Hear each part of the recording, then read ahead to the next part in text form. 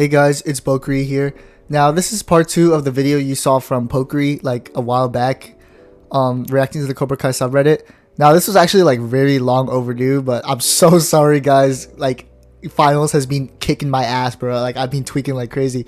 But it's okay guys, I finally brought to you part 2 of reacting to the cobrakai subreddit. Now you can just, have this video in your background while you're doing something else. Just enjoy and try not to lose too many brain cells throughout this video. Kwon should have been a lot stronger. Oh no. Oh no. Kwon should have been a lot stronger. In part 1, Kwon was hyped up to be this invincible enemy, while in part 2 it became Axel. First off, no, he was not hyped up to be invincible. Bro, he fought 2 guys who were like Miguel victims. So yeah, he fought 3 random gooners who we didn't even like really know the names of besides Yoon. And also no, he was never hyped up to be invincible. Everyone just glazed him because he could spin a few times. Bro, even I can do that. He just looked cool, did some cool moves, and said some hard lines or whatever, and y'all dick rode him because he was cool. That doesn't mean he was being hyped up to be invincible. I don't think they were ever hyping him up to like be the invincible villain, bro. They were just hyping him up to be the leader of Cobra Kai, essentially. Yeah, they were just establishing him to be Kreese's perfect soldier. And I'm gonna just say this right now, if Kwon was invincible, the show would have been absolutely shit. Imagine going to a world tournament and it's still just Miyagi-Do versus Cobra Kai. Exactly, after hyping up this tournament for 2 seasons. Yeah, and then at the end of the day, it's just an all-valley repeat, but with challenges this time. Like, that would have been so bad, bro. So, while in part 2 it became Axel. In the beginning, Kwon should have been able to destroy Robby easily since he was already unfocused. Everyone and their moms was beating up unfocused Robby, but Kwon still struggled because Kwon's a bum. Kwon's a fraud. Then in order to hype up Axel, they make him destroy Kwon and Yoon all at the same time. Axel destroyed everyone. This isn't a Kwon exclusive issue. He destroyed Robby, who beat up Kwon, so no wonder he destroyed Kwon. Yeah.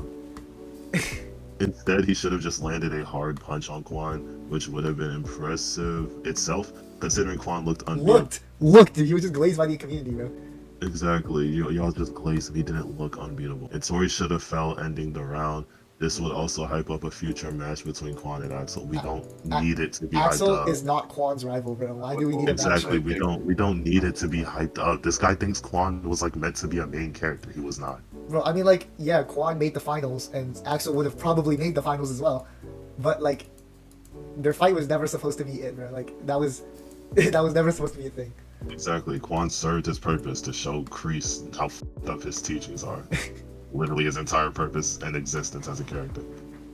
In the tag team match, instead of having Robby himself destroy Kwon, they could have made it so they worked together to beat Kwon. Okay, so fuck over Robby out of his moment. Okay, heard. Yeah, that is really. And then are we also not going to talk about how the tournament only allows one person to be at the ring at a time? Yeah. Yeah, let's jump this fraud, Kwon. Come on, no? Yeah, we were jumping him. That would have been the lamest shit ever if I had to sit down and watch them 3v1 Kwon, bro. I'm gonna be honest. Yeah, and plus, we're gonna ignore that it was Robby's moment because he just figured out that like Kwon fake cucked him the entire time. Exactly. Kinda how they beat you, but instead with all 6 of them. Oh my god. What? What? With them tiring him out and hurting Kwon, he could get away and almost tag, but then Robby would prey on his ego, leading to the knockout. This would make Kwon stronger than them individually, but have his pride and rage be his weakness. So what would be the point of this exactly? Like, what would be the point? But so then he's cooler in your eyes? What purpose would this? The finals was never going to be like someone versus Kwon. Like that was just never going to be a thing. Exactly. I don't know why. Like, even before we got the clip of Axel beating up Kwon, right? I always found it so funny when people would be in TikTok comments saying, "Oh, Robby versus Kwon in the finals is gonna feed families. Miguel versus Kwon in the finals is gonna feed families." Like, how stupid are you niggas that you think a tournament they have been hyping up since season fucking 5 is going to end with this random Korean that they just introduced in episode 3 of part 1? Oh my god. Yeah, someone's gonna make the argument like if Miguel fights Axel in the finals, they're gonna be like, oh, but they just introduced Axel, and the same thing with someone versus Zara. So Yeah, the difference with Axel and Zara though is that like they actually serve the main story's themes. All Kwon does is serve Kreese's specific arc. With Axel and Zara, and I get this is just gonna be me getting more so into why I think Axel's the perfect like final villain, and Zara too. Axel is like meant to be the like direct antithesis to everything Johnny has been teaching his kids. Everything Johnny teaches them is to be better than he was, to be their own person, and to be different from what he was. Don't make the same mistakes he did. Meanwhile, Wolf is like teaching Axel to be perfect in his eyes. Like to be the perfect fighter, listen to his command. It's so extreme to the point where Axel doesn't even act without his sensei telling him to do things during matches. And then Zara is supposed to represent what would happen if Tori let herself get consumed with all this winning shit. Someone who just cares about like her brand and shit and doesn't really have a life outside of karate. yeah, bro. Like those are two villains that contrast our protagonists way better than Asian guy who's cool because he says some things that go hard in edits. No head, no fight. Yeah, bro. Like, I'm not gonna lie. First of all of them jumping Kwon would ruin Robby in specific his moment. 2, it would look. Exactly. At the end of the day, Robby needs a moment. 2, Yoon got jumped, but that doesn't make him look cool. He still looks like a bum after losing. And 3, that would be the least dramatic fight of all time. Like, because, probably no one's going to get hit if they all work together like that. Like, so what's the point? It's just Kwon defending the entire time. Like, it would not be a fun fight to watch, bro. 1v6 cool. 1v6 good. By far the worst part is when Robby was able to beat Kwon and Yoon at the same time and instead let them have a fair fight, which gets interrupted by another brawl and they get separated. Okay, I would actually kinda agree that Robby 2v1ing them is kinda lame, Yeah. but like not to the point where I'm gonna like bitch and moan about it. I don't fucking care. Like, Robby would. like, I'm not gonna lie. I don't think Kwon was ever hyped up to be like Axel level. Like, he was never supposed to be like that. We just took it that way. I think he was just hyped up to be Miguel Robby level. Yeah, but like he was supposed to be hyped up to be like kind of Robby's rival in a way. But then like they have a cool fight, right? Even though like hashtag Asian hate. But Hashtag Asian hate. Bro, but at the end, like Robby just makes his main rival of the season look so bad that like I'm not gonna lie, it doesn't look that good. But like it kind of defeats the purpose. And I was like, why didn't he just pull this out during the actual fight? Like he made it look a lot harder than it needed to be after watching that scene of him like deleting Kwon. Oh my god, you could tell this guy was just making Kwon edits. That's where his main issues is. Oh, let me get back to reading. Let me lock in. What part was on? Oh yeah, Robby would help Tori and then Kwon and Robby would face off again. Kwon would beat up Robby violently until he hits Sam, and then Axel intervenes. This would create an epic battle between the two strongest. That's the thing. The Kwon's not supposed to be the strongest. He's a Robby victim. It serves no themes if he's the strongest. You just can't get his dick out your throat. Get it out, please. Which would have been hyped up from the beginning. There was absolutely nothing hyped up from the beginning. Yeah, exactly. Let Kwon be the first to land a punch on Axel until Axel kicks him into the camera. For the final encounter, Kwon should have landed a kick on Axel with his right leg while... Okay. With his right leg while Axel sweeps his left at the same time, which would drop Axel and obviously kill Kwon. Okay, that's just... Axel... I'm trying to imagine that right now as someone who does as someone who does martial arts. This does not make any sense. I don't think this is like. What the reason I was like pausing was because I was trying to visualize what that would even look like. Like, how could you kick? Like, how can you like not like? How can you kick like this, and then get like hit someone, and then get sweeped and then fall on a knife, bro? Like, I don't get. I don't know. Well, Axel obviously killed Kwon. Axel is way too OP right now, but that's a post for another time. Yeah, we got him. He just self-reported chat. We got him. His death would have more meaning, as despite him being arguably the strongest, he would die due to the cobrakai in him. I love how he understood like the message behind Kwon dying and still went on to yap about some random shit. Yeah. He shows that he very clearly understood the point while also yapping about something that literally does not matter. It does not matter how strong Kwon is. The point is made either way. If you only saw part 2, you would think Kwon and Yoon are equals, which is crazy considering the beatdown which happened in part 1. Kwon was used as an example to show how strong Axel was before he even was able to show his skills to the main cast. They totally wasted most of the hype they built around him in part 1. There's a good chance that this is just stupid Kwon glaze. It is. But let me know what you guys think. Okay, so hear me out. You would think Kwon and Yoon are equals, even though Kwon's the only guy that lands points in the like entire tournament, basically for Cobra Kai. Like, oh my God. just say you watch Cobra Kai with your eyes closed, bro. Kwon is also shown scoring on Miguel and Sam. Yeah, I have my thoughts about those, obviously, but like narratively, he scored on Miguel and Sam. He's never portrayed as a bum. Just because he lost to Robby doesn't mean anything. Can we just agree that like Kwon never got nerfed, but everyone was just hyping up so much that it looks like he got nerfed? Exactly. They have nothing to stand on as far as saying he got nerfed. No, because the thing is, people are forgetting that part 2 wasn't like, it's not like it was filmed right after part 1. They very clearly had this all planned out by the time they released part 1. So they never were planning to have Kwon be like Axel level. He was supposed to be Robby's rival, but how can he be Robby's rival if he's Axel level? It doesn't make any sense. Because Axel would just beat up Robby like no diff. Like, it doesn't make any sense. Wouldn't beat the shit out of Robby. Well, I think there's a lot of yap about this Kwon blade, you know what I'm saying? You know, like in part 1 when Kreese said, I think he'd be one of the most terrifying fighters in the Sekai guy. This Reddit poster really took those lines of dialogue to heart. And really said, you know what? Kwon's the strongest. Kwon this, Kwon that. Like, you know, Kwon's just not him, bro. He lost to an unbalanced Robby. And then Robby played with him like a chew toy in episode 9. And then 1v2'd him in his lapdog in episode 10. Like, Kwon's not like that guy. He's cool, but he's also a fraud at the same time. I agree. A far better villain in every shape, way, form, upside down, triangle, like possible way than Kwon. Axel would go in every single way. I don't know why people thought Kwon was gonna make it to the final. He did make it to the final.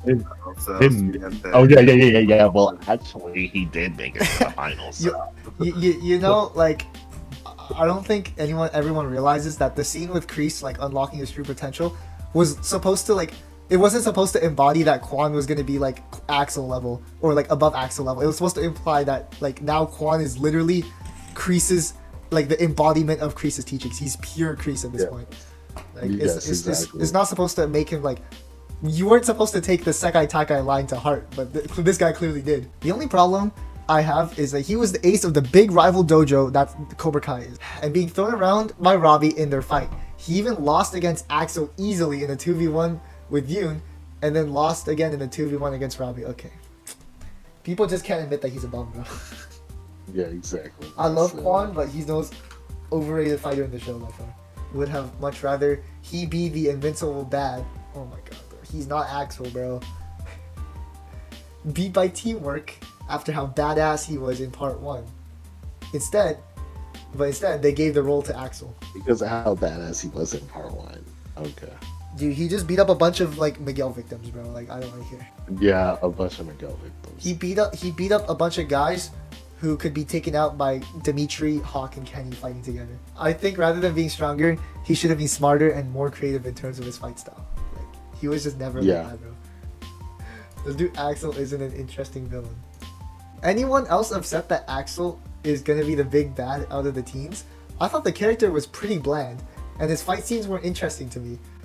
I thought Kwon would be a much better choice, and killing him off was a huge mistake. I already went over why I think Axel is like the perfect villain.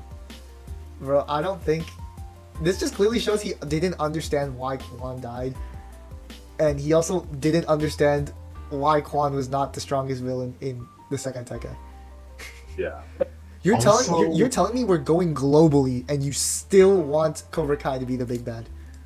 Also, the fact that he's calling Axel bland is like one of the biggest reasons why I hate this 3-part release schedule that they're fucking doing. Because clearly they're going to elaborate on Axel as a character in part 3. But like, it just sucks that we have to wait that long for some clarification on our final Yeah, bro. villain. Like, clearly, it's clear that he doesn't talk to any women and that he gets no bitches. But, Oh yeah, Like- he's an insult.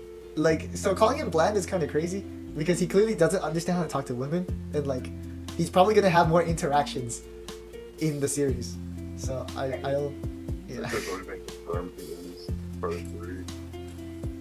Yeah, bro. I think the 3-part release schedule, I think they had to do it though, because I think Netflix makes you do that now.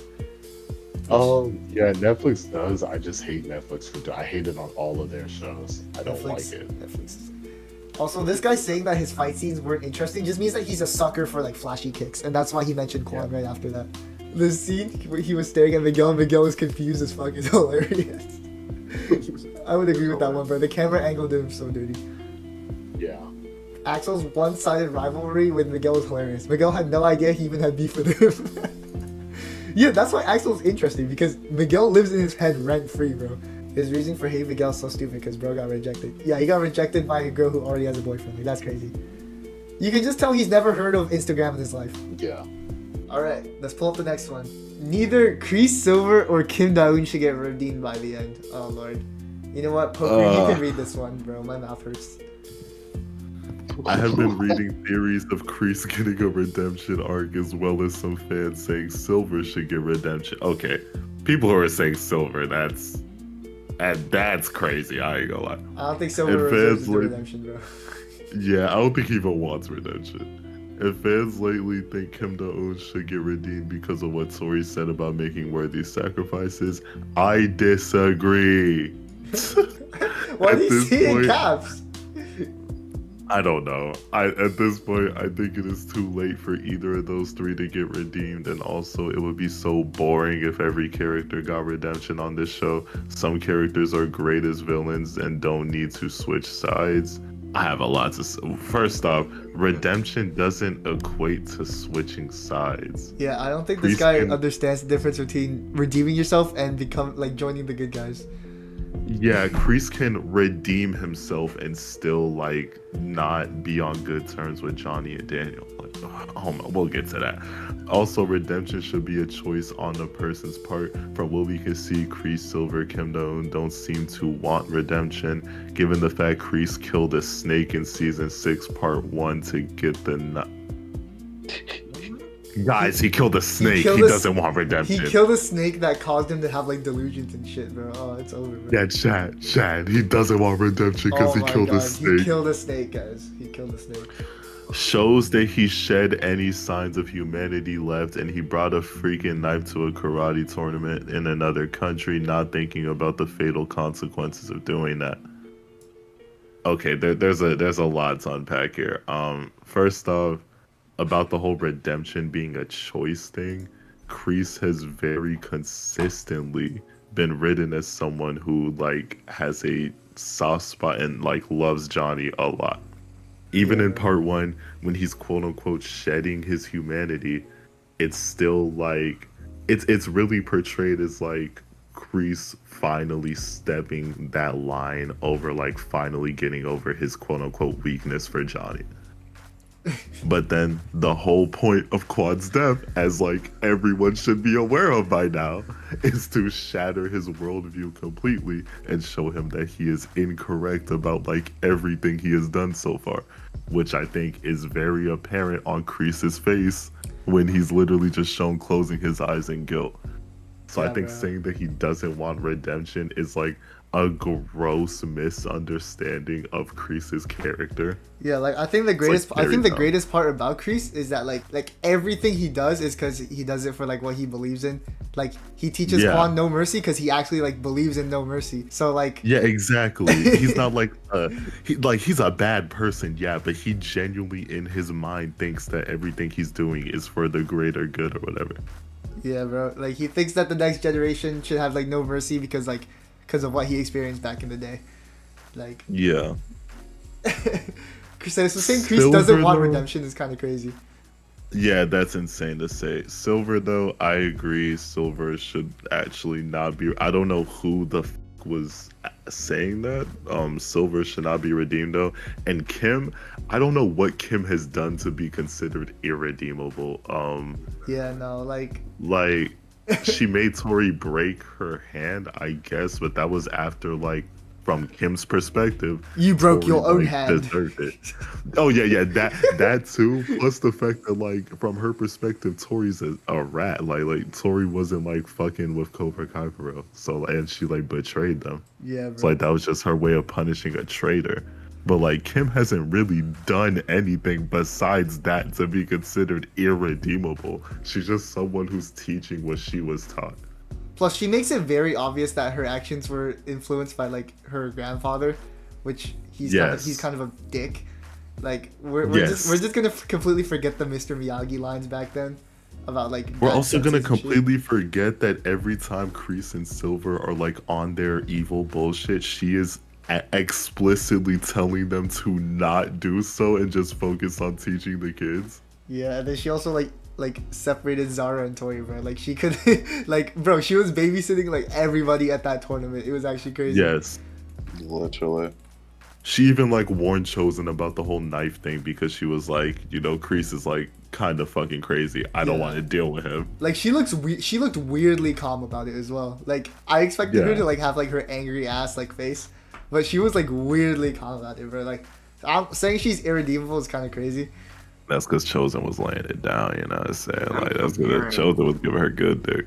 She was down I'm bad, bro. I'm comparing not gonna lie. Kim to Kreese and Silver and being redeemed is crazy because again, Kreese and Silver are two people that have kind of did attempted murder on a few people. Attempted murder on a few people, comparable to Kim, which I mean, again, like you just said, broke Tori's hand, I guess. Comparing that to Kreese almost killing Johnny and Silver. Yeah, I was finna say, you could at least have an argument for Kreese, because Kreese has at least done things that are considered, very evil. I can't think of anything Kim has done. But besides be a bad teacher sometimes, but Be a bad teacher. yeah, it's insane. This post is silly. Yeah, no, it's a whole lot of yap, bro. I'm obviously, pretty sure Silver should not be redeemed. I'm pretty sure Silver he is, made that a up. Terrible person. I'm pretty sure he made that up. I've never seen anyone say that Silver should get redeemed. Yeah, I haven't seen it either. I refuse to believe someone looks at Silver's character and said, "Oh yeah, I hope this guy becomes a good guy," or I hope this guy learns from he's not gonna learn, bro. Yeah. Kim's not even bad. She didn't know Kreese was trying to make her students cheat. I don't know what she's talking about, or he's talking about. I think he meant Silver. Yeah, bro. She was willing to work with Chosen and Daniel. She's just being trained to be resilient and tough. Yeah, honestly, that's kind of true. Yeah. A lot. She's like Axel in a way where socially she's not very skilled because her entire life is revolved around karate and shit. Right. That's a big theme of part 2 is a lot of these people have had their lives consumed with this karate bullshit. Yeah, bro. I wasn't sure about Silver until I saw his face when Kwon died, but you could make a case for Kreese and Kim regardless. What are you guys' thoughts on Silver's distressed face when Kwon died? I mean, A child okay. died in front of his face. Yeah, I was gonna say I don't think that means anything for Silver. So is this Kylo? It's Why is he on Cobra Kai Reddit, bro? yeah, I be seeing him, bro. I be seeing him. But I don't know. I mean, yes, Silver can feel guilty or whatever. He has still done far more irredeemable things than the other two. Yeah. Kim and Kreese might be redeemed, but Silver, hell no. He's just pure evil. He shouldn't get redeemed. Yeah, bro. Yeah, and when I say Kreese gets redeemed too, like, this is the purpose. I don't think Kreese will ever be buddy with Daniel or Johnny even, because I don't think Johnny will ever like fully forgive Kreese. I think his redemption is literally just giving Cobra Kai back to Johnny and fucking off somewhere, like to some mountain or some shit to die alone. Oh my god. Kreese is way worse than Silver in almost every way. Silver was living an adjusted life as a successful businessman before Kreese pulled him back by playing on his PTSD. Not to mention Kreese inciting students to commit home invasions and start gang violence versus Silver, who just started up dojos. Silver did the same thing. Did the exact same thing. First of all, saying Kreese is worse than Silver is so crazy. First of all, So crazy. okay, they do have comparable crimes to each other, but like people gotta understand, like when Silver came back, yeah, it was kind of played on his PTSD, but then it became like, oh, okay, I want to take over everything you have and send you to jail. Yes. And lie about it too. He lie about it too. He beat up an innocent fat guy just to get Kreese in the jail, bro. Like, Yeah. No, that was based. Because I'm not. Mind you, Silver also was one of the, like, he was technically an accomplice to keep Tori in the dojo for her hand to be broken to learn a lesson. So I mean, Silver like, was also inciting Tori to like cheat and paid off the ref, by the way. But yeah, he was inciting Tori to He did like it cheat. twice. Kreese was like, no, just like fight clean, beat her. and damn near killed Chosen as well.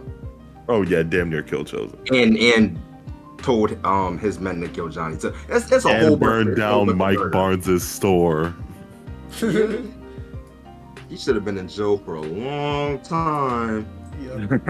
No, the thing I've always wondered about Cobra Kai is why the fuck is jail like just like a hurdle to get over? Like you just jump, you just get over jail, and then after that, it just never affects you ever again. Like, Silver's a billionaire, so it kind of makes sense. Kreese breaking out of jail that easy is insane. no, like it.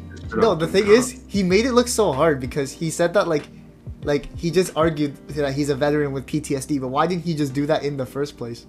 Yeah, exactly. Like he could have gotten himself out so much easier. My predictions is that Silver dies a villain, Kreese dies redeems, and Kim survives with Chosen. What seem to be 3 different outcomes that are most likely for them all. I agree with that 100%. I think it'll be something similar to I don't know if you've ever watched Breaking Bad or Better Call Saul, Belgrade. I've not. Yeah. So basically, Walter died a piece of shit. Saul kind of redeemed himself in the end, but fucked off to jail.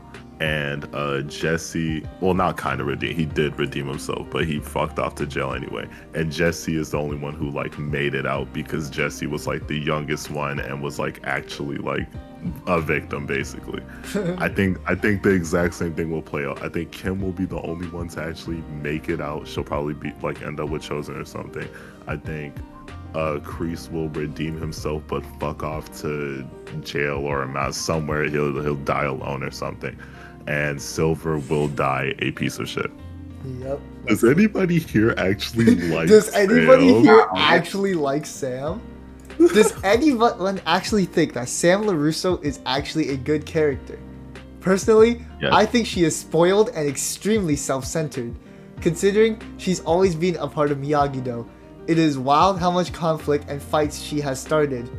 This is someone who is still stuck in season 2. Yeah, This bro. is someone who is stuck in season 2. Did she even start that many fights? No, Like, the only one I can name off the top of my head is the arcade shit. I would not say she started that. I ain't gonna. Yeah, I that think was kinda that's, did. that's being like Yeah. very disingenuous. That's after they harassed like the I'm gonna Miyagi say- Dos for a I'm gonna say while. that was technically a retaliation for something they did already. Yeah, they did. Oh. They like stole shit from like Chris, but like yeah, I'm just being very Yeah. generous on that one. I'm not She gonna lie. started shit with Tori when they first met, and she started shit with Tori all throughout season 4. But that's after Tori broke into her home, tried to kill her, and yeah.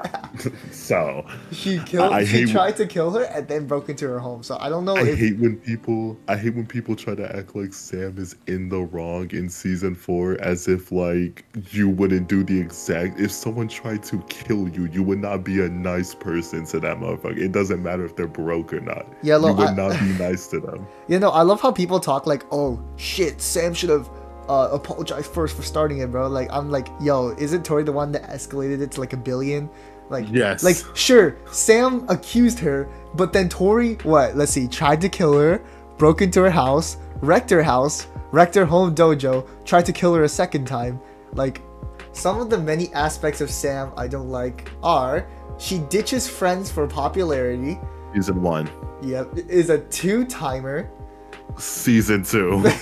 Acts surprised when people get nasty after after she starts conflict / fights. Season 2. Does not always have her friends' backs. That's actually What? crazy. That's actually Season crazy. 1. That's crazy. Season 1. That's crazy. Bro, even in season 1, like she had Aisha's back, bro. Aisha was just low-key being a dork about it. Yeah. And is a spoiled hypocrite. Okay, so I don't know about spoiled. Her family's rich. Yeah, I don't know where about this spoiled. spoiled narrative has come from. Like, damn, just I don't- because her dad is rich means that she's spoiled. Like, huh? Like, yeah, I look at Anthony and I'm like, yeah, early That's seasons spoiled, Anthony, yeah. I'm like, yeah, that's a spoiled kid. Sam never has acted like that before, like, ever. Yeah, dude. Like, she joins Miyagi though to try to like stop Cobra Kai, and Anthony doesn't get convinced till like all the way in season 5. Yeah. Like, you can tell Anthony's spoiled because he doesn't know how to actually say sorry to somebody. So And she like, actually goes like out of her way to help multiple people, like the charity for Miguel or giving Robby a house to live in. Like, yeah, bro. Like, saying that she's a spoiled hypocrite is crazy. Like, she uses the fact that her family has money to give Robby a home and all that. So, like, yeah. I don't know. I feel like It's people are making insane. up the spoiled narrative because it doesn't exist. they really are. It does not exist. They just took what Tori said about her and then ran with it, bro. yeah. It's because Tori's called her a rich kid, like, multiple times. Yeah, 100%. It's funny.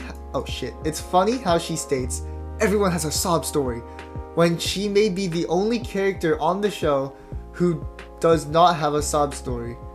I don't see how that takes. What? No. Trust. Her sob story is Mr. Miyagi died of her path. Mr. Miyagi. If you Oh my god. if you like her, I'd like to know why. I maybe understand why some may like season 4 to 5 Sam. I love how he doesn't mention like a single event in 4 to 5. He's stuck in like Yeah, 1 so to 3. I was about to say, you just said I understand why some people would like her in the current seasons of the show.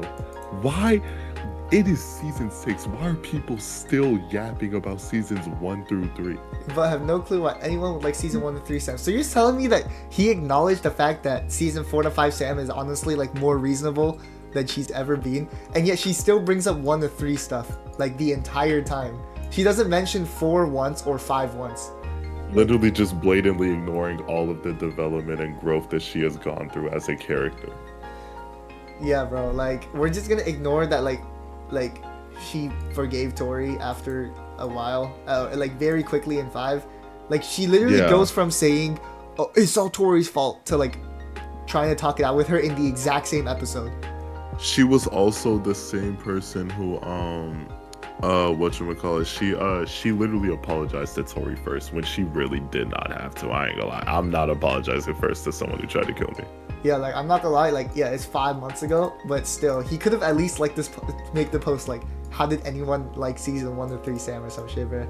Yeah, exactly. Like, he just said Sam as a character in general, and then completely ignored the fact that he mentioned like this entire part. Like, it's dumb. she's a great character because she makes you make a choice. Is she a normal teen figuring things out, or a spoiled, entitled brat who wants things her way? There's a strong case for both. That, my friend, is a Not good really. character. She's flawed. She's complex.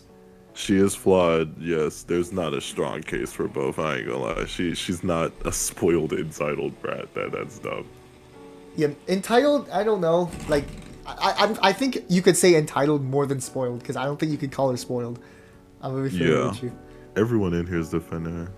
This is getting old. Yeah, thank you. This is Exactly. getting old. This post came out. This post came out after part 1 too. So this is just you explicitly choosing not to acknowledge the fact that she apologized for everything that she did to someone who victimized her. Miguel does. Okay. Okay, what is this? This looks so chat GPT generated. I don't want to read all that. Oh my god. Oh my god. Oh my god. Okay, It's mainly just people defending her. I like her. She's a great character. She's normal, but I hate the way they always make her mental health worse. She's nothing like Daniel and always wants to learn new ways of karate instead of just focusing on one style. Yeah, bro. I think she beats out Daniel in that aspect. Yeah. Like Daniel just wants them people to be like copies of him where they're pure Miyagi-Do, but then Sam wanted to like branch off of that. So, Yes, Sam wants to be like an actual person. So I don't understand how they're gonna like Sam hate there. Okay, I was gonna like what is this? Oh, nah, Sam sucks. Most of the conflict between the younger cast is because of her and her entitlement They're / stuck immaturity. in season 2, bro. These are all watch party talking points. Yeah, watch part. Oh, that's so true, bro. Welcome shit. to another spicy Cobra Kai watch party. Like, okay, this one's crazy. Nope, she's a spoiled brat and didn't even care about Miguel looking for his dad in Mexico. Okay, you know what? Yeah, she did. Contact on that so hard, bro. No, please speak on it before I lose my fucking mind, bro. Right. Because she was upset because Miguel left beforehand, right beforehand. And he said, if I'm not mistaken, he said he was gonna watch her match, or he said he was always gonna be rooting for her, something like that. And Yes. imagine being Sam. Exactly. Imagine being Sam, right? Your boyfriend's not there, and this is the biggest obstacle, or it's been leading up to her biggest obstacle, which is Tori, somebody who tried to kill her, fighting for that trophy, right? And Miguel's not there to support her, and that's supposed to be her boyfriend. So when she calls him in Mexico, she's like, "Oh, well, you weren't there for me, you weren't supporting me." And Miguel's like, "Oh, this is my dad." But people always take Miguel's side because, it's Miguel. But like, No, again, that's also ignoring the fact that like when she called at first, she was like saying like, "Are you okay?" She was telling him how stupid. Yeah, she was telling him how stupid it was that he went to a whole different country by himself with no money or anything. Yeah, bro. But mind you, the first thing she was saying was really that, "Oh yeah, are you okay?" Or she was making sure he was okay and this and that. And people call Sam a bad girlfriend. Like, I'm saying, like, she got to all of that stuff after she confirmed that he was okay and his mom was worried about him. Also, can we literally talk about that? I think most people forgot that the reason Miguel didn't tell her is because he thought that Sam would have tried to stop him. Yeah, he literally says, "I didn't tell you because I thought." He said that out loud, bro. Oh my god, bro. Like, I'm speaking from personal experience. This might be headcanon, but if Miguel was actually there rooting for her, I think she would have fought like way better, bro. Like, he just didn't pull up. He just didn't pull up. Sam LaRusso, for me, doesn't add anything for the main story. Her main plot is around Tori. She doesn't have a good plot going for her where she's the main character. She doesn't need to. She's a side character. Yeah, bro. Like, just because she's like top 4 strongest, that doesn't mean she's the main character. Yeah, she's a side character. She doesn't need to like be the main character of an arc. Dude, the only reason she's relevant is because she's the son of the Karate Kid and also the boyfriend of one of the main characters. Or girlfriend, Yeah. my bad. She's just a normal, rich, and stable teenager that has awesome abilities in karate, which is not a downside. Example, in episode 1, Kwon had more story than Sam in entire part 1, which is bad. Okay.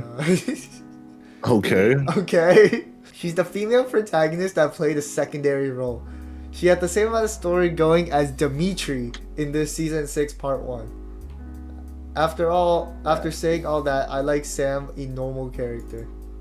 I actually would agree she didn't have much to do in part 1, but I mean she didn't really need much to do. Her arc's kind of done. Yeah, it was kind of already done when she made up with Tori because, like he said, her arc is kind of around Tori, and like now that they're chill, I don't see much of an arc for her to have left.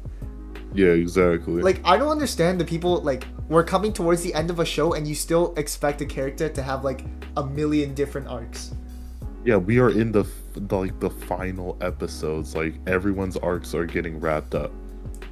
Not to mention, you look at her, you can see everything but a karate fight. Okay, I think that's just a fat shame comment right there. I was gonna say, I think this is just a cringe-ass body shaming comment. Yeah. he's the type of person to call her ham, bro. Okay. Ham LaRusso. Those people are no. so cringe, bro. Okay. She only, like, it's only noticeable in, like, one episode, maybe two. Everything else. The only looks way normal. you can notice it is if you actually, like, look at her, like, in detail. That just means you're obsessed, bro. Exactly. Sucks to say, but I'm not very optimistic about part 2. Oh, you can read this one, bro. You can read this. No Navi, bro. No I Navi. got you. No. Before I start, let me just say that the fight scenes in part 2 were mostly top tier, and some of the other scenes outside of fighting were very good as well. The locker room scene with the Miyagi-Do chant along with all of the other students realizing that it would be their last time fighting together. Miguel's uplifting speech to Robby about him being a natural leader. Johnny's talk with Devin, Tori's talk with Kim, etc. I just felt that overall the writing was still all over the place. What? Huh? I had to pause on that one. Like in part 1, and there are a handful of things that I thought were either silly or just flat out didn't care for. What I mainly want to focus on here, though, is the rivalry brewing between Axel and Miguel and Kwon's death. The whole rivalry between Miguel and Axel just feels stupid and forced. Oh my god. What? Axel getting jealous and having beef with Miguel after having one conversation with Sam, give me a break. It just feels super forced as a way to set up a fight between the two of them in part 3, which will once again result on the writers screwing Robby over. Okay, so Yep. Self-report. That's the self-report. I was waiting for it. I was waiting for the Yep. self-report that he was a Robby fan. Yep, I was waiting for it.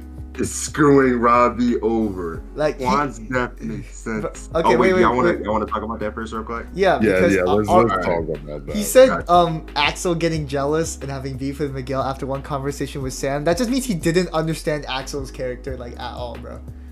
Which He's like the only person who has ever looked at him as like a human being and not like a fighter. yeah, bro, Sam's the first person who talked to him like a normal fucking person. And we know that Axel doesn't get very many of them, which is why he doesn't know how to handle getting rejected, bro. Yeah. Like, bro, he lost so much aura when Sam rejected him and he started stuttering, bro. You're pretty. He fumbled under pressure. Yeah, he fumbled, bro. Like, he didn't even try to hide it. He just said, "You're pretty. I mean, your dojo's pretty good too."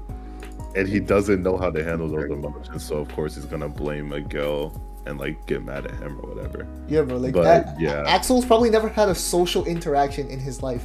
Like, when Zara was talking about her sponsors getting dropped, bro, Axel didn't even look at her, bro. Like, Exactly. He doesn't. He's so socially unaware, and that's why he has beef with Miguel. And I mean the whole writers screwing Robby over thing. I mean, dude. I'm more just like the Robby fans want, bro. So what more do y'all want? He got to beat Miguel. He got to beat Kwon. Like, what more do y'all want? What more do y'all want, bro? Yeah, it's like it gets more so fun. Like y'all just want the show to ignore the fact that Robby's not a main character. Y'all just want them to glaze Robby endlessly and give him all the glory in the fucking world while the other characters just fight no-name jobbers. Yeah, no, like, when Robby was first introduced, his whole thing was kind of about taking down Cobra Kai. Well, that was mainly after, like, he started karate in season 2, but yeah, you get the point. Which he's kind of done, like, twice already. So him beating Axel just serves no purpose other than, like, fan service, bro. Exactly. Miguel's whole thing was never taking down Cobra Kai, so, like, no wonder he didn't beat Kwon. Yeah, But- exactly. Miguel's whole thing is about like showing that Johnny is indeed a good teacher and shit. That's his whole justification for as a character. Alright, keep going now. Kwon's death makes sense in a way given the Cobra Kai philosophy of fighting with anger and showing no mercy, along with Kree's brainwash nonsense about war and all of that. The most valid point he said in his in his post so far. It's just that between the complete randomness of it, Cobra Kai being eliminated and then conveniently getting back in because another dojo happened to get disqualified. Okay, yeah, that one was pretty Johnny- bad. That part was Yeah. pretty bad. Yeah, I think they could have that's gone all right. about a different way about getting Cobra Kai back. I don't even think a tournament like IRL does that, bro. Like if you lost someone who got drugged up, then that's too bad. Yeah. Johnny saving Kreese in this. Bro, what in the Nonsensical. nonsensical rivalry being set up between Axel and Miguel? It feels like this was all for nothing more than a cheap ploy to force Miguel into the finals against Axel by having Johnny conveniently take back Cobra Kai mid-tournament. As some have speculated might happen, and then having Miguel become the male captain since Cobra Kai obviously no longer has one. Did you want the show to end with Miyagi though? You wanted the show named Cobra Kai that's been all about redeeming Cobra Kai to end with Johnny being a Miyagi-Do teacher? Like, is that what you really wanted? Let's just call the show Eagle Fang, guys. Oh god, bro. Miyagi-Do. Miyagi-Do. Another indication this is a Robby dick rider. Thereby screwing Robby over for the third time straight. And that's going to feel like even more of a slap in the face considering that the writers have already cheapened his wins this season. Okay. I want everybody what wins has been cheapened? Somebody tell me, what wins has been cheapened? What, like the only important win he had was beating Kwon, and that was like a straight up 1v1. Like you can't ask for more, bro. You can't. He literally embarrassed Kwon. He literally embarrassed Kwon. Yeah, bro. bro. He like just before that, Kwon embarrassed Miguel. So like, what more do they want, bro? Yeah, and Robbie's win against Miguel, I mean, every character within the show literally says he won fair and square. I don't know how that's a cheapened win. Yeah. Yeah, bro. It's ridiculous. Where was I? By having Kwon get embarrassed by Axel in the very first episode of the tournament, and coming out and saying that Miguel was essentially nerfed whenever Robby beat him. So this is a power scale. This is a power scaler who's just mad that Robby isn't like the peak of the verse. Okay, heard. Not to mention that he got shit on for most of part 2 and didn't do anything until the end, while Miguel pretty much carried and got most of the shine. Yeah, are we gonna ignore why that was? Yeah, and his own teammates were even against him, saying that they felt Miguel should be the captain. That's also not even selling. Yeah, that's also not even getting into the fact that he was supposed to already win back in season 4 anyway, and the writers changed it so that Hawk won. What? Okay, where did that actually is true. I remember reading somewhere that the original ending Robby was supposed to win. Oh, where? What that the hell, bro? Well, either way, it's too bad that he ended up losing because like he was manipulated. I don't really have a problem with it because unlike this guy, I don't get my value for a character from whether or not they win a trophy or anything. Yeah, I bro, get like, my value for a character based on how emotionally like resonant and how well written they are. Bro, Hawk is almost permanently gonna be unredeemed if he didn't win that, bro. Like honestly, it was like good writing to change that. Cause I don't know how they would have redeemed Hawk if he didn't win for Miyagi though. I think you can still write it to where like he could have lost, but like proven himself to be a competent fighter. Like, I think you could. No, but the thing is, right? Like, kind of because if Hawk lost that fight, right? Because the thing was that Hawk winning put Miyagi-Do tied with Cobra Kai, and then so it came down to the girls' fight. If Hawk lost, right, then that would have just been an auto loss for Miyagi-Do. So it's kind of in a way hard to like write that. Because then you would have just had to like. Because then the girls' fight would be kind of pointless because Cobra Kai already won by the time that Hawk lost. So that's why I think Hawk winning would have low-key been better than Robby winning. There's a lot about that last paragraph to really dissect though. Because this is like the psychology of the average Robby dick rider. Yeah. Against him saying that they felt Miguel should have been captain, like, are we just going to forget that even if they make it to the semis, Robby was going to have to fight for them? Who is already selling. Like, even if they carried him to the semis, he's the one fighting in the semis. Imagine nerfed Robby versus Axel, bro.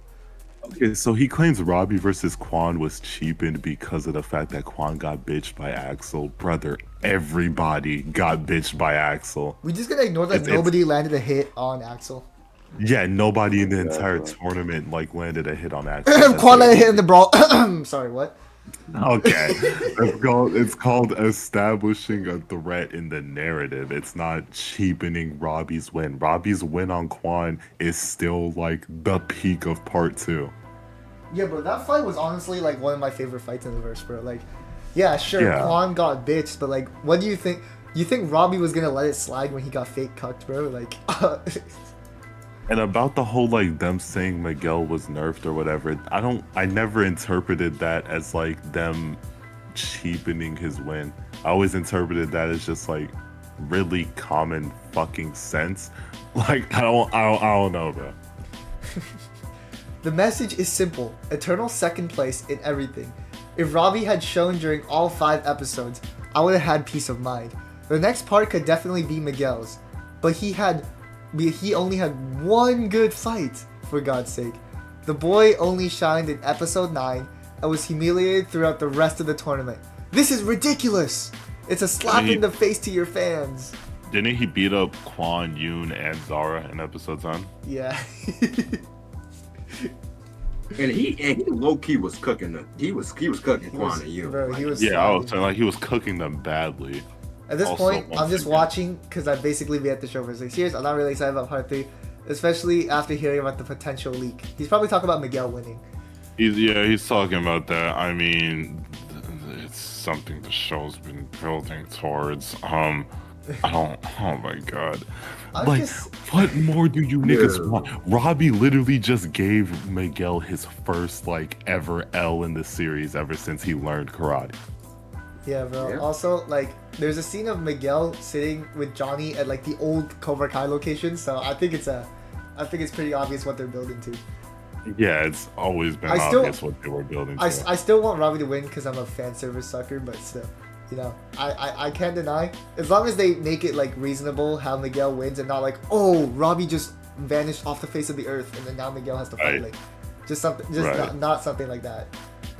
Yeah, if it's something thematic like Robby gets hurt, so now the reason Miguel is fighting is to win for Robby, like the money will be for Robby. I think that is like the perfect way to send off Miguel.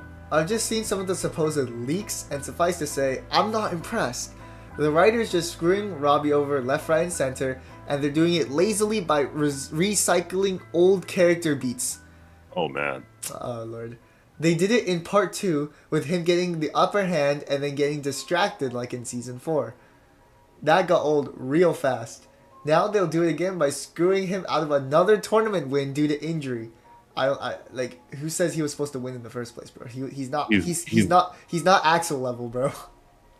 He's going to technically win though. I'm gonna fucking die on this hill. If it ends up being false, then sure, I'll eat a bag of dicks or whatever. But I'm gonna die on this fucking hill that even if Miguel physically wins, Robby will be the true winner in the end because he'll be televised as someone who went like 6-6 with Axel or whatever the fuck, because Axel's points are gonna carry over. And if this person's seen the leaks, that means he's seen the fact that Axel Robby is 11-6.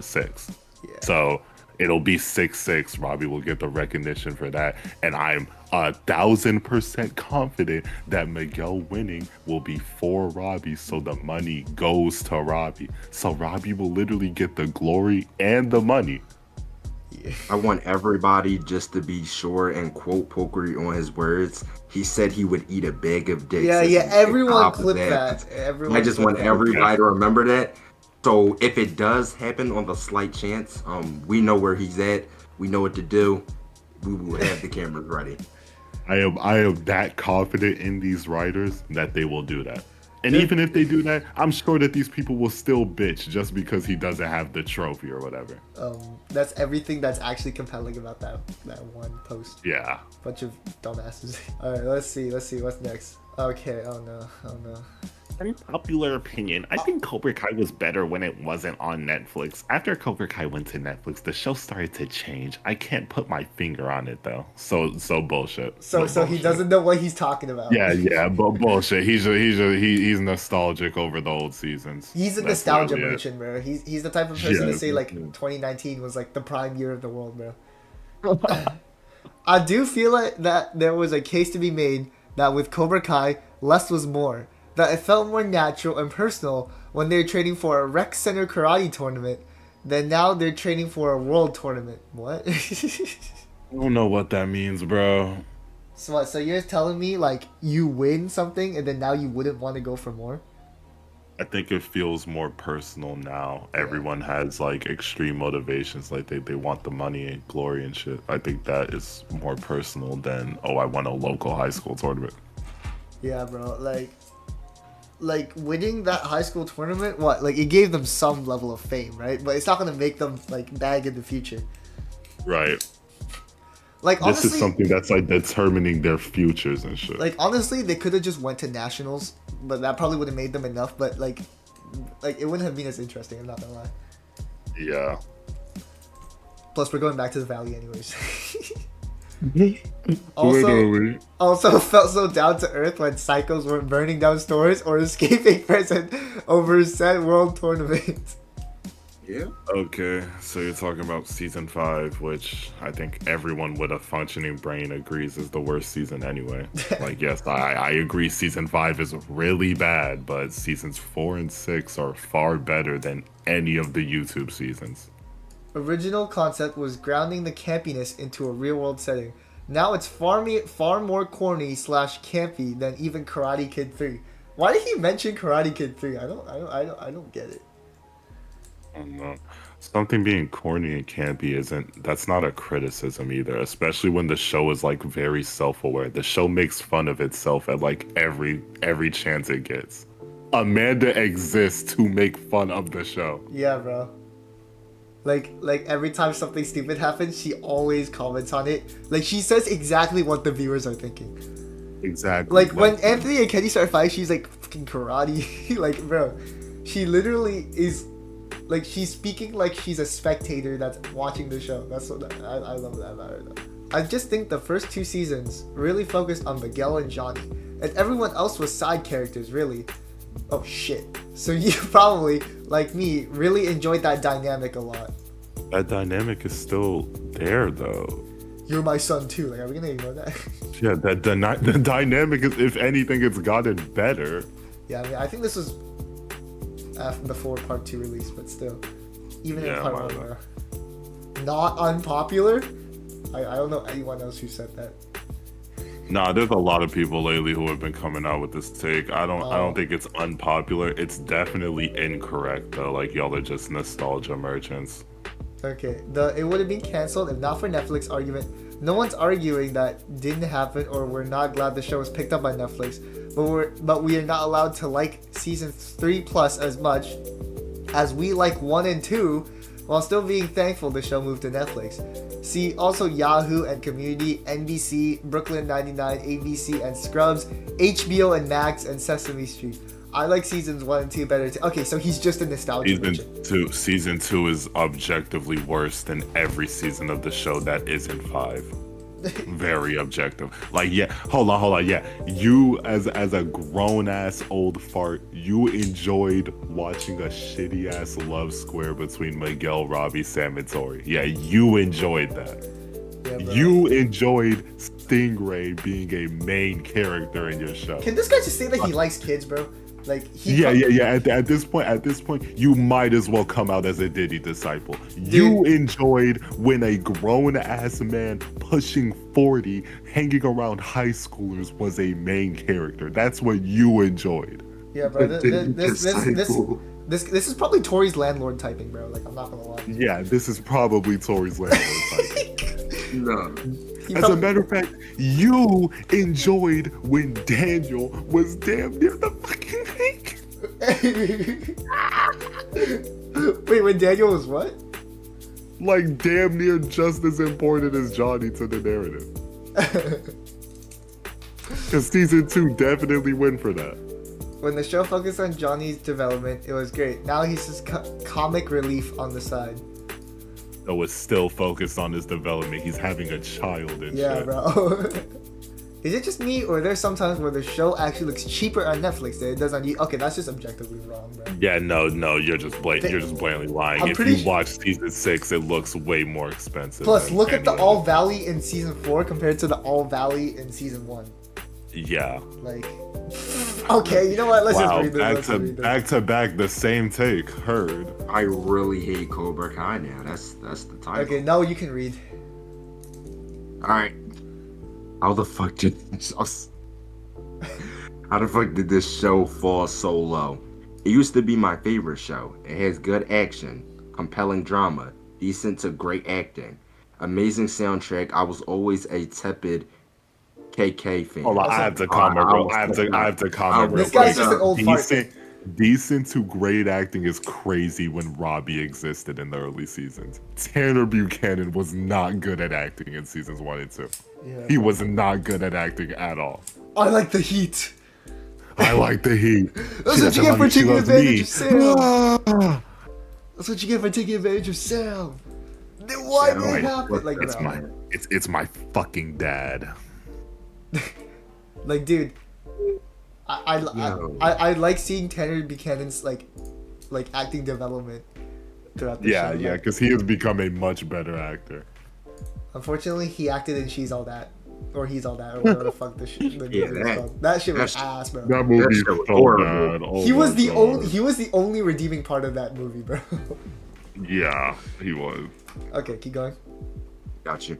But Cobra Kai made me fall in love with the franchise. Now I hate it more than most people hate Game of Thrones. Whoa, that's a strong hate.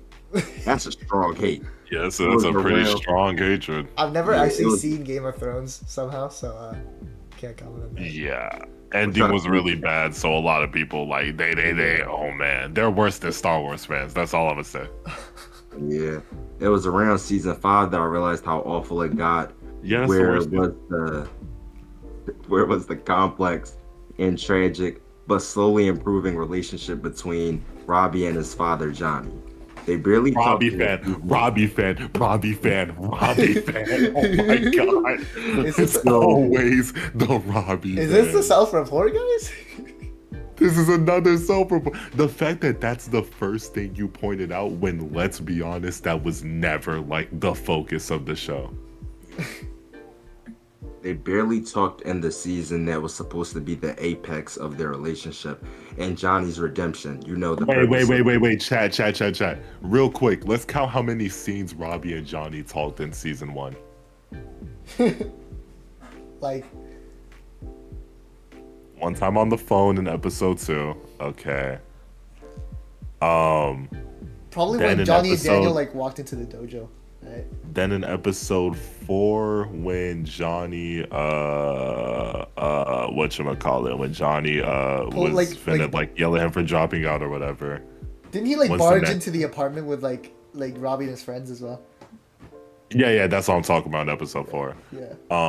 The third time would be episode 9, I want to say, when he finds out that Robby's teaching or Robby's learning from Daniel, and then the tournament where he's like apologizing and Robby says it's okay, Dad. So that is 4 times that they actually had dialogue. Okay. Season 5, the season that he pointed out, they have an entire 2 episodes that they spend together. They fought together as well. Yeah, they fought together as well. Episode 5, they talk. And I'm trying to think of what other episodes Robby even like appears in for real. Episode 8. Didn't Johnny tell Robby and Miguel like they're the only like chances they have at winning this thing or some shit? Yes. Robby. So I just counted it out. Yeah, Johnny has more scenes in season 5 with Robby than he did in season 1. So this is an objectively incorrect criticism. He's literally yapping. Oh my man, that's my bad. In Johnny's redemption, you know the purpose of this show. where was the beautiful teacher-student relationship between Daniel and Robby? It's kind of true though. They exchanged more words in the episode they met and then they have in the last few seasons. Same with Sam and Robby. Everything he's brought up so far has been about Robby, by the way. Yeah. This is insane. Let's This see. is insane. He hasn't mentioned Miguel a single time, bro. Yeah. What happened to the rivalries once so compelling and multi-faced, now reduced faceted, now reduced to awkward stare downs and cliche lines are completely erased and replaced with charmless, idiotically written friendships like Robby and Miguel tried to kill each other. I don't care who their parents are banging. The boys from season 1 and 2 would rather set themselves on fire than have a civil conversation. First of all, he just lied. Miguel never tried to kill Robby. No, and again, I will say this: Miguel is a lot more understanding than Robby is. In season 2, yes, he does try and have a civil conversation with him. I was about to say, no, he's actually lying. Miguel tried to have a civil conversation two times with Robby. And Robby was being an asshole. He said, this is what I'm talking about, bro. The people saying season 2 is good all of a sudden. I don't think they watch the show. They're actually just yappers. I think they get all their information off of TikTok. They're watching Chinese Cobra Kai, bro.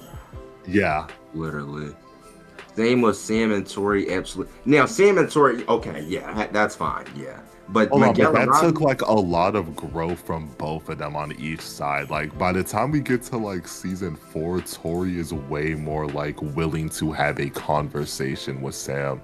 When we get to like the end of season 5, it takes like multiple characters at that point telling Sam to like fucking get over it for her to actually walk up to Tori and have a conversation. Also, can we just quickly talk about how this guy's definitely a nostalgia merchant, because he thinks the lines in season 1 and 2 are better than the recent ones, because he thinks nowadays it's stare down and cliche lines. Yeah. So he thinks lines nowadays are more cliche than I like the heat and like she doesn't love you, she loves me. Ah! Ah! Oh no. I'm just reading the next part right now and I just already know it's gonna be bad. This is like everything he's saying is wrong. I'm glad this post has 0 upvotes at all. Okay, everything he has said is a lie. Keep going, no? That's how you know you're wrong. And now this latest season, cartoonishly evil karate rivals, awful and distracting slow-mo choreo, terrible character decisions / relationships, and I swear I'm not making this up, they made Mr. Noriyoshi Miyagi a cold-blood murderer. It's actually Keisuke Miyagi, bro. Watch the show. Yeah. What the fuck? And looking at the official subreddit, people are loving this. Am I alone in this thought? I closed my heart to this show, but it's somehow going back there and torturing me. First of all, he is alone in this. He has 0 upvotes and 53 you comments. have 0 upvotes. You're very alone. First of all, the fact that this guy is okay, obviously he doesn't understand Cobra Kai nor season 6 part 2. I don't think he's watched it to understand it to begin with. So I want to like attack this one thing. He said they made Mr. Miyagi a cold-blooded murderer. First of all, if you actually understand the context of the Sekai Tekai, every person goes in there knowing there's a chance they can die. It's not cold-blooded murder. Okay. We also don't know the context too. The person could have died of like a heart attack or something. Yeah, plus we do not know the context. Can we talk about that? Most of the time, media gets shit wrong, anyways. Yeah. Like, because we don't. Plus, we don't know because, like, once again, it's a 3-part release schedule. The season is not over yet. Yeah, exactly. So, like, we already just don't know the context of the death. On top of the fact that, like, the thing is, like, the movies kind of foreshadowed it anyway that Miyagi had a checkered past or whatever. This didn't, like, come out of nowhere. And wait, hold on. What else did he say in that last paragraph? Because I felt like there was something else he said that was crazy. Cartoonishly evil karate.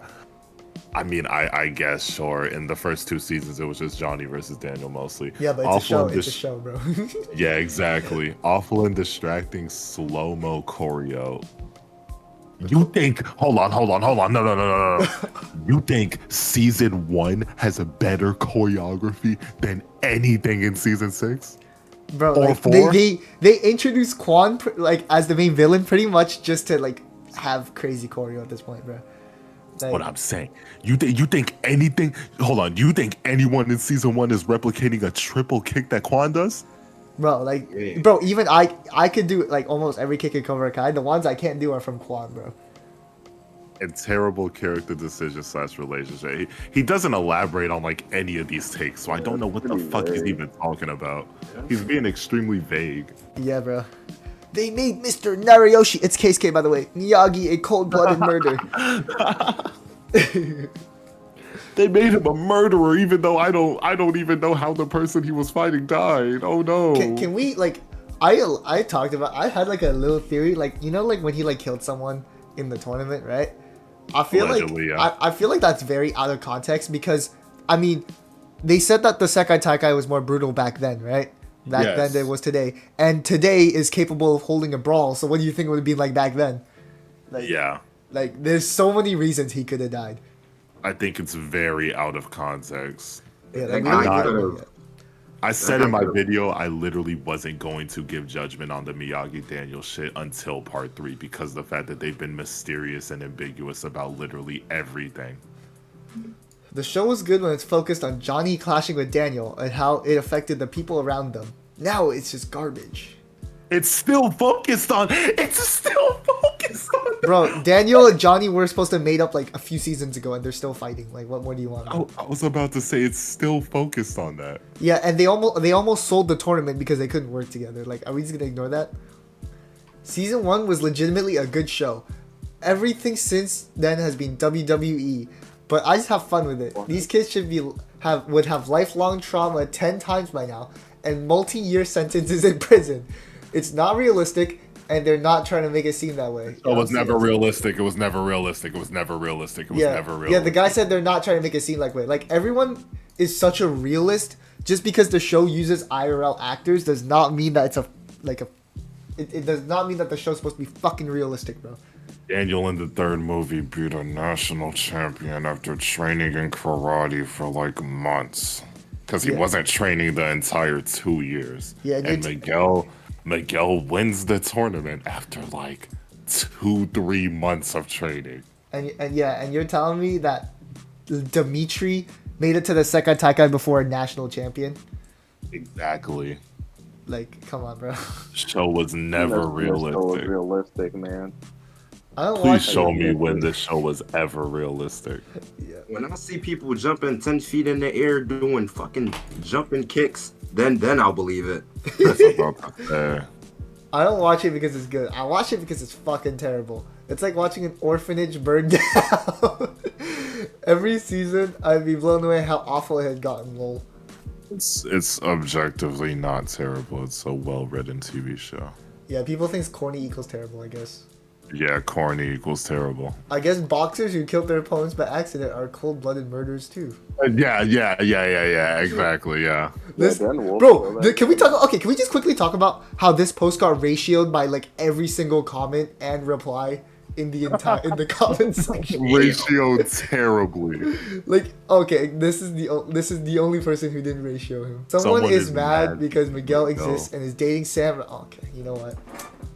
Oh no, I agree. I think that's what OP is really mad about. Naka. The fact that every single one of the complaints that they actually elaborated on were just related to Robby proves the point. Like This guy probably thinks Robbie's relationship was at his peak when it was with Sam, bro. You cut out. What'd you say? This guy probably thought Robby was at his peak when he was dating Sam and not Tori. Yeah, probably. Yeah. I've given nothing but my best. Miguel's new underdog storyline. Somebody else is reading this. I'm not. No. Am I the only one that thinks Miguel's new underdog arc is the stupidest thing ever? Not only has he wrongfully been there, done that, but instead of making a convincing one to replace Robby's, oh, there we go. They never fail to self-report. They never fail to self-report. Second place. Second place. Second place. Second These Second Robby, place. these Robby fans are like consistent. Like They're really. very, hey, bro. I give them resilience, bro. I ain't gonna lie. They're very consistent. They don't give up. They don't give up. They want to Yeah, they want to get their thoughts across. No. That Miguel is the worst Nigga, character. they will never stop. Yeah, All over that this guy shit. got I'll be this like, guy got right now. ratioed. This guy got ratioed as well. Okay, yeah. I mean, yeah, I'm looking 36 upvotes to 119 comments. Yeah, your opinion's wrong. Okay, keep going. Instead of making a convincing one to replace Robbie's lasting one, it looks like they came up with what they came up with on the spot. By the way, okay, so first off, and I'm gonna get really big brain on this nigga because I think I've seen this banana wana person like multiple posts we've gone over. Oh yeah, First yeah, off, I think so. you've already fucking contradicted yourself in the first sentence. You just said he wrongfully has been there, done that, meaning that you do not view his win as like an indicator of him being an actual winner, and now you're saying that he doesn't have a convincing underdog arc. Do you know what an underdog is? Do you know what that is? It's what you just fucking did to him. You just counted out his first win, saying that it's wrong and it shouldn't count, and now you're saying it's not convincing. That's inherently contradictory. Yeah, bro. Like Miguel has the most fraudulent win in the show. Like I'm gonna just say this right now. So like, Exactly. I don't know. I'm not sure if it's underdog when like technically he doesn't have a real win either in a tournament. Even Miguel doesn't even view it as a real win. He says he confirms that in season 3. He does not view it as like an actual legitimate win. Yeah, bro. Even Johnny, who coached him to that win, like punished him for winning. Like Yeah. It would be more convincing if Robby had won the season 1 All Valley and not Miguel. And not Miguel, so he would have had more of a reason to resent Robby during their rivalry and want to prove himself, and also so Robby would have already proven himself a winner. But Miguel literally told Johnny that he needed to prove it again. Okay, so you're aware that Miguel feels that way anyway? What? You're aware that he already feels like he has to prove himself? bruh. You're literally contradicting yourself in every sentence because you're too busy gawking all over Robby's cock and balls that you're not even looking at what the fuck you're typing. Like, what?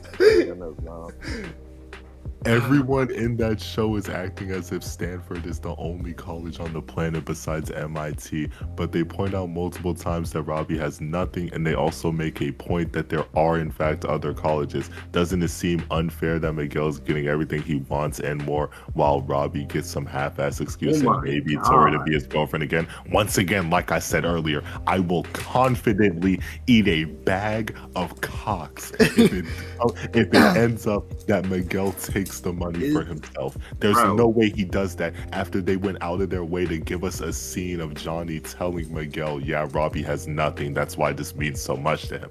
There's no way they put that scene in there just for Miguel to take the money for himself. His win will be because he is winning for Robby and avenging Robby and giving Robby what he rightfully deserves. That is why Miguel will win.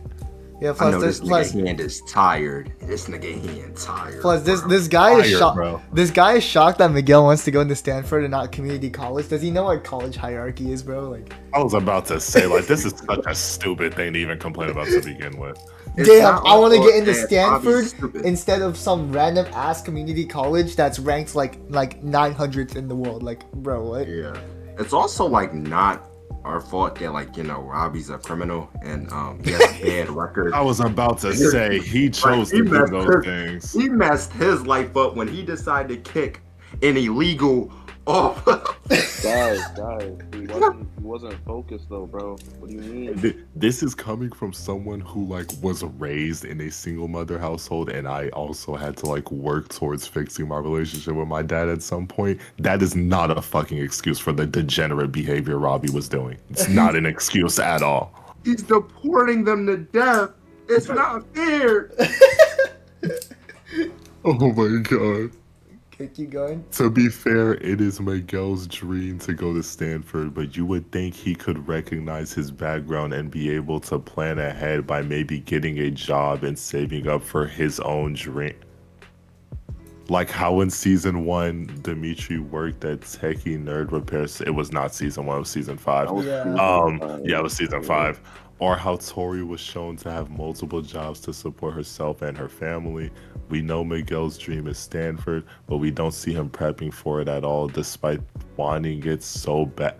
So is he required to get a job just to have a dream? Okay, I'm just saying right now, if Miguel works by himself, right, it's still not gonna be enough to pay for Stanford. That's just I was about to Bro. say that's still not gonna be it. This is really dumb. That's like still I don't know cover what it. I don't know what major he wants to be in, or if he wants a bachelor's or like anything higher than that. But like him working by himself is not gonna pay his tuition anyways.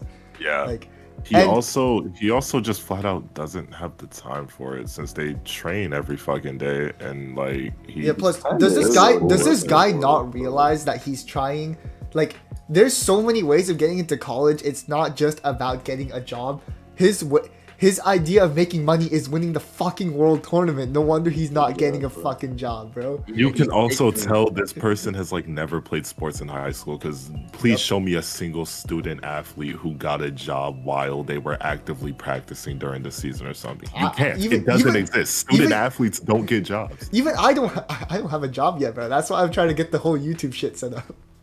Hey, he's on to it, man. He's on to it. Student athletes don't work. I don't know where this is coming from. You've never played a sport before in your life, and it's showing. You know, Yeah, the thing is, martial artists, right? Usually, like the way they try to get a job is to teach at their place. But the thing is, Miyagi-Do doesn't pay, so like, he's kind of cooked. Yeah. Also, it's the fact that Miguel's taking something that he's exceptionally good at and using Exactly. it to kind of his leeway of getting money. And I mean, in a way, I don't see a problem with that. Everybody thinks Miguel's good. He's beaten everybody in the All Volley like twice, basically, already. Dude. So I feel like, rightfully so, he should have a shot at a world tournament if he's like the best in his like area, at least. As we know, Yes. Miguel's pretty much a prodigy. Dude, And, he's like, already like one of the best Yeah, in the for world, sure. anyways, with the way he performed at the Sekai Takai. Bro, Exactly. Yeah, he is yeah. objectively one of he's the gonna best have fighters in at the world. least one sponsor. Like, I can promise you, Yeah. he'll have at Put least one that, sponsor. put that nigga on the Iron Dragons, bro, please. He should have left them during that locker room scene. on. Should have went to the Iron Dragons. I would've Oh went to god. Iron Who Dragons are we? so quick. Iron Dragons. Iron Dragons. This was Okay, keep taken going. in, Miguel Yo. definitely would have joined Iron Dragons. I'm about to say, We see bro. that Robby literally gave up on his future because he literally has nothing besides karate. Are we supposed to ignore it and cheer for Miguel anyways? Give up for you're his future? you're supposed to cheer for Miguel because he's going to avenge Robby. The reason I'm harping on this too is because this person's obviously aware of the leaks. That's why they're bringing this up. They're obviously aware of the leaks, which means you're aware that Miguel winning is him avenging Robby and giving Robby the money that he earned, the money he deserves. Like, what the fuck are you talking about? I'm not trying to hate on Miguel, lol. I know he worked hard to get there, but like, writers could have gave Robby something. I'm sure they're giving him money. Rather than him having Tori maybe, Johnny barely, and Miguel sometimes. What the fuck does that even mean? Also, where's his mom at? Didn't she go to rehab and get better for Robby? We know Oh no, where she's. his Oh no, we she's know got where her his backbone mom's now. at. She literally had a whole conversation with Johnny where Johnny convinced her to let Robby stay with him. Which is also why I don't know where this Johnny barely shit is coming from. Or the Miguel sometimes shit. The only time like they had a rocky relationship was when like Robby was disappointing Miguel. Yeah, bro. Like after season 5, bro, they're pretty much cool except for like 2 instances. Exactly. Do people not get that Robby and Miguel are no longer rivals, or Miguel isn't an underdog for Robby because his rival isn't Robby anymore, it's Axel. After Yes. part 1, the rivalry is done. It's no longer a thing. It's 2 for 2. Let me break down. Miguel won the All Valley in season 1. Robby ended the fight in season 2.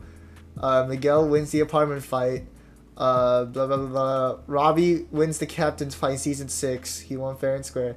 So out of all their fights, Miguel is 2, Robby is 2. The rivalry ends as equals. If anything, I would really say Robby's 3-2 if you want to count the prom fight. Yeah. So really, yeah, Robby has a better record than Miguel. Their complaints are dumb. Their captain's fight was their last fight as rivals. From then on, they got new ones. Robby gets Kwon as his rival. He's clear underdog in part 2 because Kwon was using his relationship with Tori against him, but he comes out victorious. Miguel's being set up as an underdog for Axel. He's outclassed in the brawl. Part 3 still needs to drop. We don't know if this rivalry will get fleshed out. I'm sorry, but they are going to give you sensible solutions to their issues because a story needs stakes. That's facts, though. Miguel desires to go to Stanford, which has been established since season 4. He was deferred. He spelled that wrong. And then he got a chance to represent his team at the Sekai Taikai to improve his chances of getting in. And then he lost to Robby. Losing to Robby puts him an underdog in his arc for season 6. Even if his skill is relative to Robby's, it doesn't matter. It's his skill level compared to Axel that matters, and they're below. So if you look at it from Robby versus Miguel POV, you're already looking at this wrong because that isn't the case anymore. Exactly. Thank you. It's not the case anymore. Robby versus Miguel is not a thing anymore. So this guy's saying, I know they're not rivals anymore. I'm not trying to talk about between each other. Doesn't he mention Miguel and Robby like a million times? Yes. He mentioned their rivalry a lot. Jesus Christ. Being honest, if Robby gets high up in LaRusso Auto, he will make millions more than a basic college degree or karate dojo ever would. Yeah, I was thinking, like, he could just get a job at LaRusso Auto. He's not completely cooked. Yes. He'll win Employee of the Month. Okay, they're trolling. Basic college degree. Miguel could work as many part-time jobs as he wanted, and it wouldn't make a lick of difference as a 4-year degree costly roughly 230,000 bucks. I was literally just saying that. Yeah, it literally would not make a difference. I was talking about a bachelor's being way more than, bro. Like, there's a reason most people have to get their parents to pay for their tuition for them, bro. Or, like, combine their money with their parents' money. And there's a reason people have savings accounts. Like, look at the house Miguel lives in, bro. Does that look like a Stanford? Like, does that look like a 6-figure income house? No, he's Looks relying like on an scholarships. illegal house to me.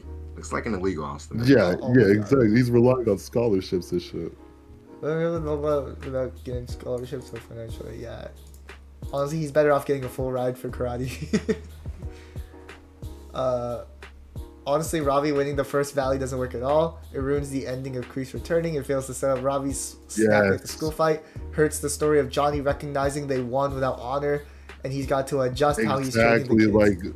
Like that is literally the definition of you just want to dick ride your favorite character. I didn't even address that, but yeah, Robby winning in season 1 is like the dumbest decision they could have possibly made. Yeah, you're right. It would throw some stuff out of the plot, but still, I guess it's time to change my flair to Miguel and forget everything about the show. Okay, so this guy didn't understand what this guy just tried to say. Yeah, you just chose to be like purposely obtuse and not understand what that person. Why the is Hawk not why like? the He's racist. Oh man. Now, in season 6, part 2, Hawk and Dimitri are straight dogging on Kenny because they think he's the mole. Well, I kind of get it for Dimitri. I do not understand it at all. They're way too similar, and I think Hawk could have worked out better as a role model for Kenny. Wait, what? I agree that Hawk being a role model to Kenny is a missed opportunity. However, saying you do not understand it is kind of crazy. They were technically not wrong. Their entire point was that Silver would attempt to get at Kenny, which did happen. Yeah. It happened.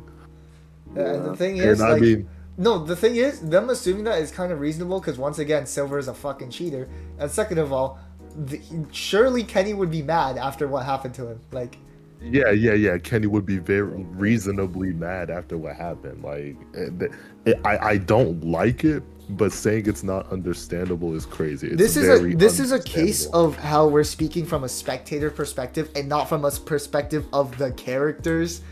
Like, yes, exactly. Like, we're not thinking in the way that they would be thinking. They're at a world tournament, right? Like, all Kenny had to do was sell that one fight and they would have been cooked.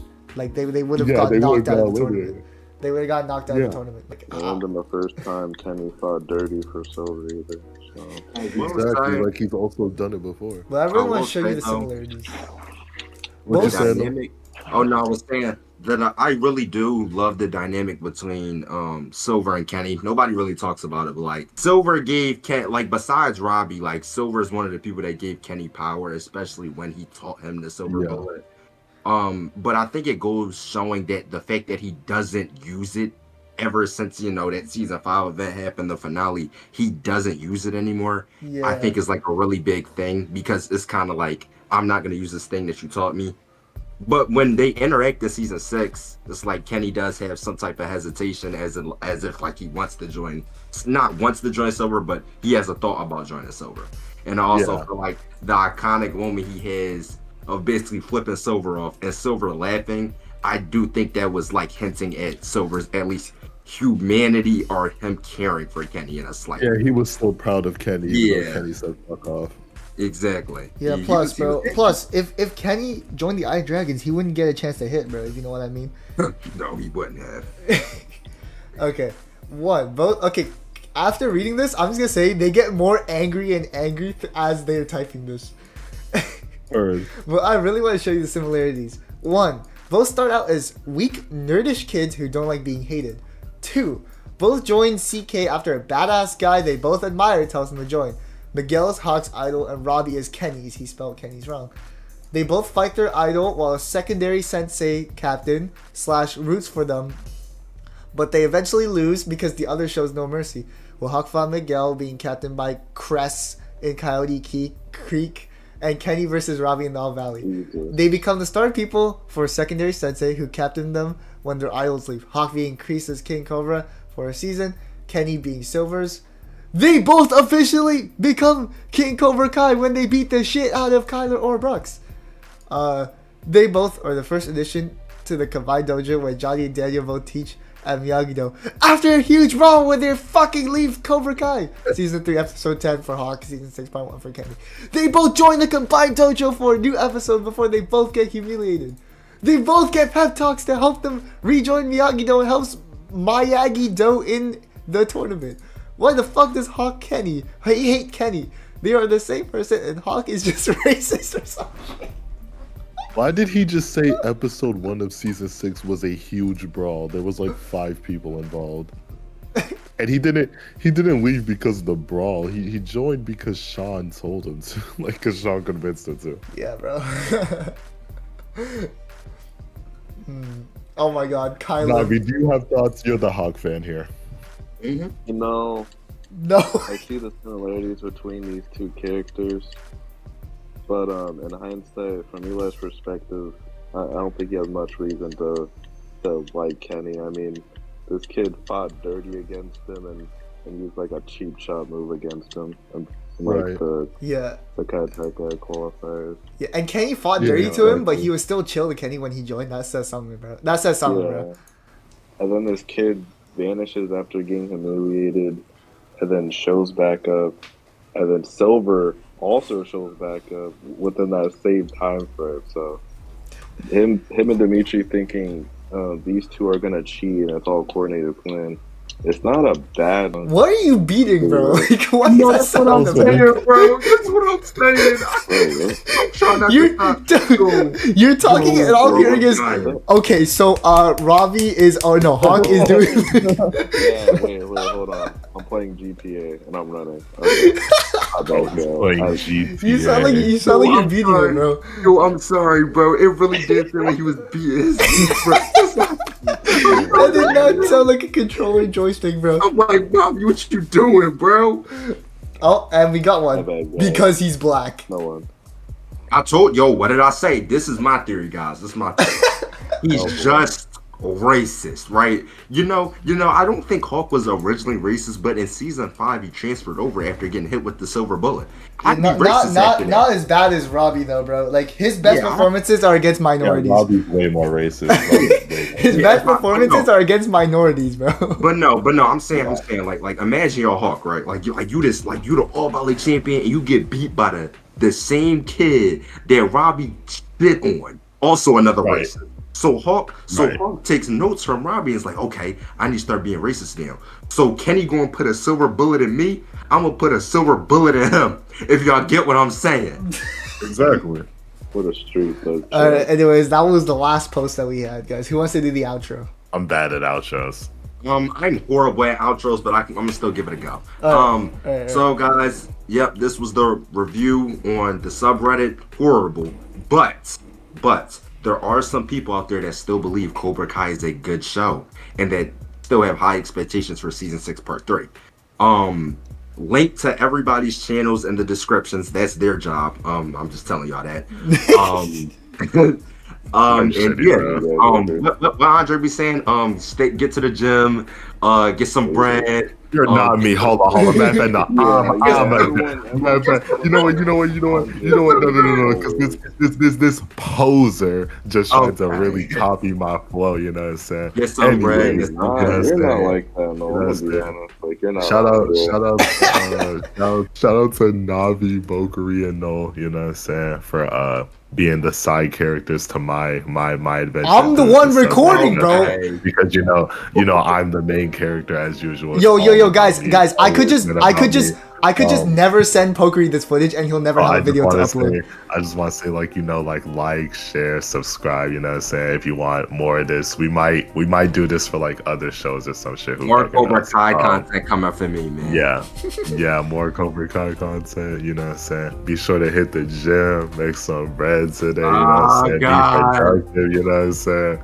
And I'll catch y'all niggas later. You know what I'm saying? I hear I was voice deep in chat.